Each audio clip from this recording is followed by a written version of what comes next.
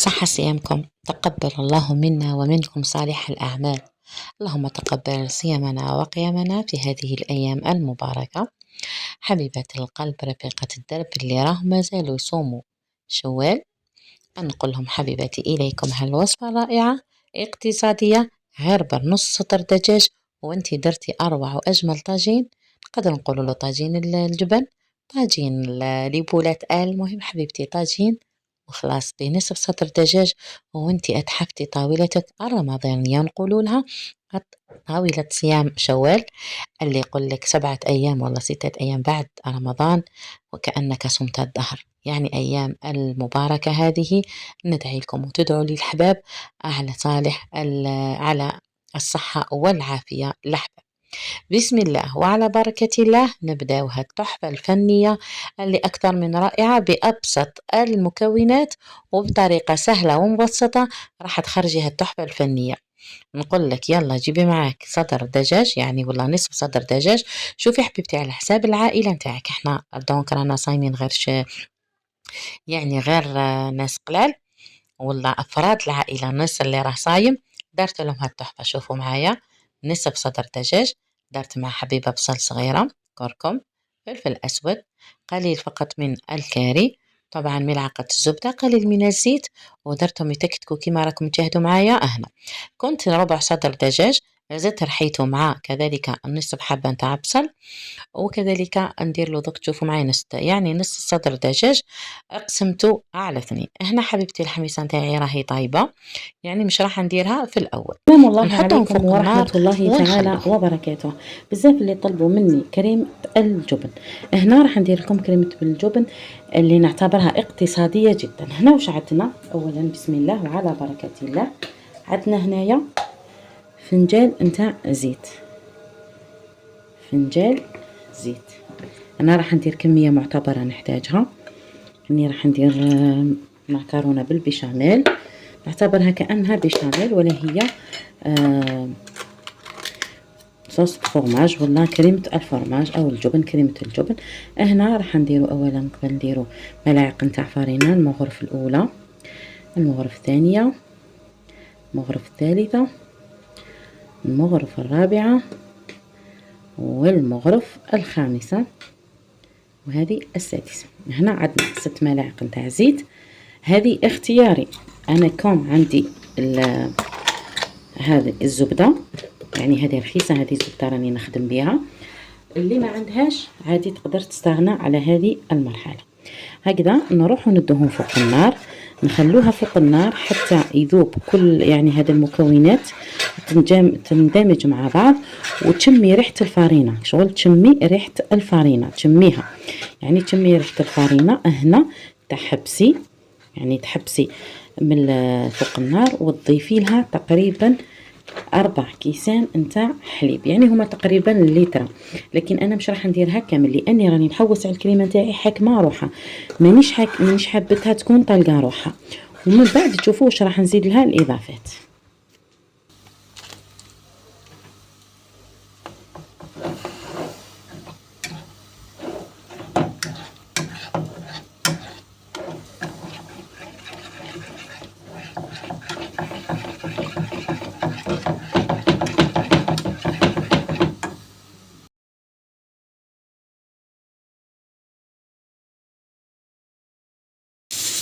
هاوليكم الفرماج اللي رابيناه، هاوليكم بقى معانا. نضيفو هنا الفرماج، يعني هذه اسمها صوص فرماج، يعني راح يجي فيها الفرماج بكميه معتبره. هنا نديرو شويه فلفل اسود ونضيفو الملح.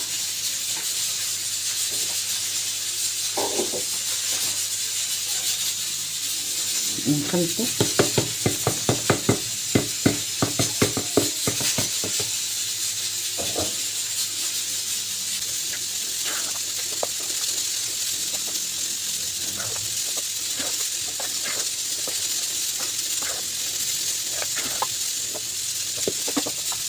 هنا بعد اللي ثقلت معانا ذيك كريمة الجبن وضفنا لها الجبن المبشور، وكنتوا تشوفوا معايا كل شيء. أنا دائما الأجبان هذه كنت صانعتها في البيت.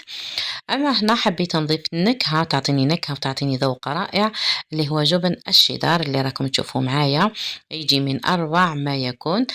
كذلك نحيت منه قطعة، شوفوا هنا كيفاش يجي طري، يجي من أروع ما يكون. هذا جبن الشيدار إلا لقيتوه غير شروه روعة، ذوقه يجي روعة في صلصة الأجبان كما هذه. شوفوا هنا حبيبتي ما حبيتش نرابيه، مباشرة قطعته إلى قطع، وكذلك وهي سخونة زيدي خلطة. يعني كل ما كانت كريمة الجبن معززة بالأجبان راح تجيك رائعة. طبعا واحدة في فم نوال كيتشن واحدة في القدرة واحدة في المهم حبيباتي هنايا بعد اللي ثقلت معايا، يعني كانت سخونة وذاب كل شيء كما راكم تشاهدوا مباشرة حبيبتي أن يعني نديروها بالبراميكسر. درك تشوفوا معايا لازم تخدميها مليح بالبراميكسر. علاش نخدمها بالبراميكسر؟ باش هكذا الحبيبات نتاع الأجبان وكامل اللي يكونوا في الكريمة راح يروحوا. نقول لكم حبيباتي نشكركم كثير على كلامكم الطيب، على تعليقكم، على اشتراككم عندي. نقول لكم شرفتوني ونورتوني الأحباب. نقول لك انتي حبيبتي سهوا منك نسيتي جام ما تنسينيش بالجام كومنتير شباب، تعليق كيفكم حبيباتي. واللي مشي مشتركة نقولها فضلا وليس امرا اشتركي فعلي زر الجرس طبعا ليصلكم كل ما هو جديد. شوفوا حبيبتي بعد هنا اللي يعني ميكسيتها مليح، تنحي طبعا من البرا اي بقايا، تمكسي مليح. شوفوا هنا كيفاش جات كريمة الجبن، جات من أروع ما يكون. بإذن الله راح نديرها لكم فيديو على حدة هكذا، يعني باش لما تحوسوا على جبن كريمة الجبن تلقاوها سهلة. هنا نحطوها على جهة ونروح مباشرة للطبق متاعنا نكملوه، ونقول لكم تبعوا الوصفة بحذافيرها حتى الأخير. هنا حبيبتي ذاك ربع صدر دجاج اللي كنت رحيته مع نصف حبة نتاع بصل، ضفت له قليل من الملح، ضفت له 2 ملاعق نتاع خبز ولا شابلور. هنا ضفت له كذلك المعدنوس. شابلور حبيبتي ما تكثريش باش ما يجيكش يعني لأنه غير شوية نتاع دجاج. هنا فلفل أسود، والتوابل طبعا نفس التوابل اللي ديريها في المرق دائما نقول لكم أديروها. هنا كركم والكاري طبعا والثوم.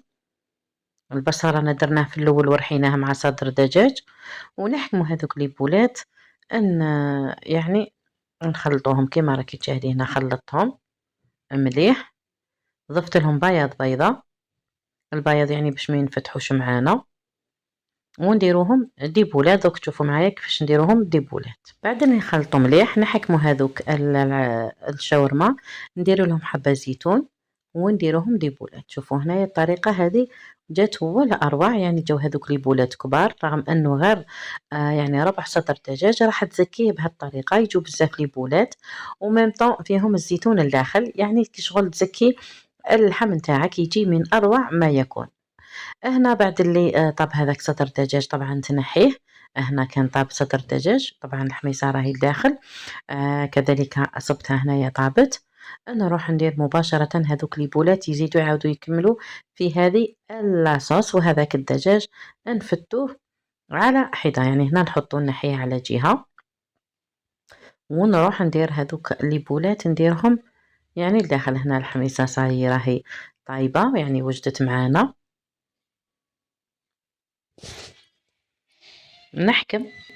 نحكم صدر دجاج نفتوه هكا كيما راك تشاهدين، بعد نديروه في الاشوار.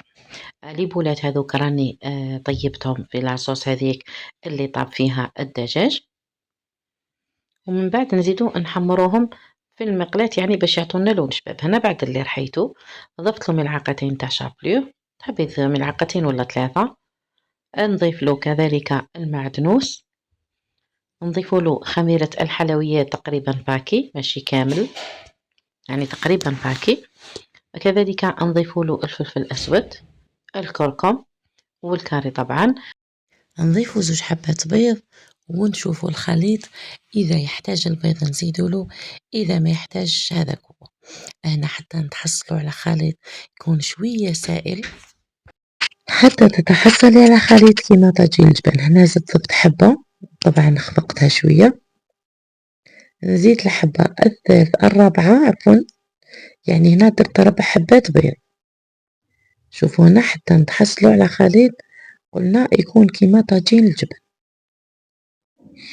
هنا نحكم هادو لي فيغي نتاع الفلان إلا شفيتولهم كنا نشروهم 20 في الواحد، ندهنوهم هكا بالزبدة مباشرة ومن بعد نديرو فيهم الخليط. ما تنساوش الأحباب ديروا لي جيم، بارطاجوا مع أحبابكم وناسكم. رانا نتعبوا في المونتاج، يعني دركا راهي 3 متاع الصباح راني ندير لكم في المونتاج، يعني اعتقونا. المهم حبيباتي هنا بعد اللي درت لهم كامل هذاك دهنتهم عفوا بالزبدة، نديرو الخليط كيما راكي تشاهدي. ندير من بعد في الوسط يعني ندير نصف الخليط، في الوسط ندير الجبن بهالطريقة. والله وصفة رائعة تستحق التجربة، خاصة اللي راهم يصوموا في شوال اللي نقولهم تقبل الله منا ومنكم صالح الأعمال، يعني هادو 6 أيام تاع شوال اللي صامهم وكأنه صام الدهر. نكمل كامل الكمية اللي بقات بهالطريقة، ندير نصف الكمية، ندير الجبن. طبعا الجبن راه صنع منزلي، دائما نقولكم الأجبان راهي صنع منزلي. اللي بغى وصفة الأجبان نرجع نحط لكم الأجبان ما كاش مشكل، راه في جعبتي الكثير والكثير. نتمنى فقط كثروا لي جيم هكا يلقى تلقى فيديوهاتي صدى وتلقى يعني فائدة ليكم وليا إن شاء الله. أنا بعد اللي درت كملتهم نحطهم في الفرن على 180 درجة. بعد اللي تحمروا من التحت إلا لقيتيهم ما نشفوش زيدي عاودي حمريهم من الفوق. يعني أنا هذه هي النتيجة اللي كنت نحوس عليها. شوفوا كيفاش جاو حاكمين أرواحهم. نشوف معنا هذاك البيض، النتيجة مرضية. تبعوا الوصفة بحذافيرها راح تتحصلوا على نفس النتيجة اللي تحصلت عليها أنا. قوام رائع، تحميرة شابة، والشكل راقي. ونغيروا دائما نحب نغيروا في طريقة صنع طاجين الجبن ولا الأطباق نتاعنا. مباشرة نروحوا لكريمة الجبن اللي درتها، ضفت عليها تقريبا واحد 10 سنينات ولا نتاع الزيتون، كنت قطعتهم رقيق كما راكم تشوفوا معايا. دائما نحب نغيروا، هذه هي الطريقة نتاعي في تحضير طاجين الجبن، يعني بطريقة عصرية. كانت نتيجة رائعة أرضتني كثيرا. هنا نحكموا هذوك الحبيبات نتاع طاجين الجبن بعد اللي طابوا، نزيد نطليهم بكريمة الجبن ولا صلصة الجبن اللي كانت رائعة واقتصادية وطريقة بسيطة. نديرو على كامل الحبيبات هذيك كريمة الجبن اللي رانا ضفنا لها زيتون مقطع رقيق، هذا اختياري. ما بغيتيش تضيفي لها تقدري تخليها غير بالجبن اللي درتو لها، وشفتوني يعني درت لها كمية معتبرة نتاع جبن لأنها صلصة الجبن. نكملو كامل الكمية اللي راهي معانا. هنا هذوك البولات اللي كنت يعني طيبتهم في لاصوص، زدت رمتهم في لاشابلور وقليتهم في الزيت. هنا التقديم دائما يبقى اختياري، قليت معاهم شوية نتاع بطاطا. حطيت لي بولات في الوسط، سقيت بلاصوص هذيك اللي فيها الحميصة، يعني جات خضرة جات ثقيلة ما شاء الله تبارك الرحمن. أنا تزينيها بقليل من المعدنوس، ودائما نقول لك التزيين يبقى اختياري وعلى حساب ذوقك أنت. أما هذوك طاجين الجبن اللي درتو في المول، ضفت له وحدة شرائح نتاع الجبن، يعني ثاني راني دايرته معاكم إن شاء الله نحطه. وكذلك هذوك لي بول اللي كنت قليتهم درتهم بكيردون، درت لهم كتزيين فقط حبة زيتون شوية معدنوس، وكان هذه هي النتيجة الأكثر من رائعة. اللي بغى وصفة جبن شرائح ما كاش مشكل نديرها له. كيما راكم تشاهدوا حبيباتي هذه هي النتيجة الأكثر من رائعة. كانت وصفة رائعة، طريقة عصرية مبتكرة. دائما نحب نمد لكم يعني غير جديد وكذلك المفيد طبعا. هنا حبيبتي تقدري ديري هاد الطريقة في مول عادي يعني كبير وتقطعيها إلى مربعات. أنا فقط حبيت نخرجوا شوية على التقليدي، نحب نقدم لكم يعني يقول لك تاكل العين قبل الفم. هذه هي النتيجة. شوفوا هنا معايا داخل الجبن كيفاش يجي يعني داخل شوفوا. والجبن اللي من الفوق لما يكون يعني لما دابلكش تقدري تدخليهم للفرن غير شوية قسم يذوب هذاك جبن الشرائح. اللي ما عندهاش جبن شرائح صنع منزلي حبيبتي تقدري تشريه راه يتباع وتزيني بيه الطبق نتاعك. نتمنى يكون عجبكم ونال رضاكم. نقول لكم سلام.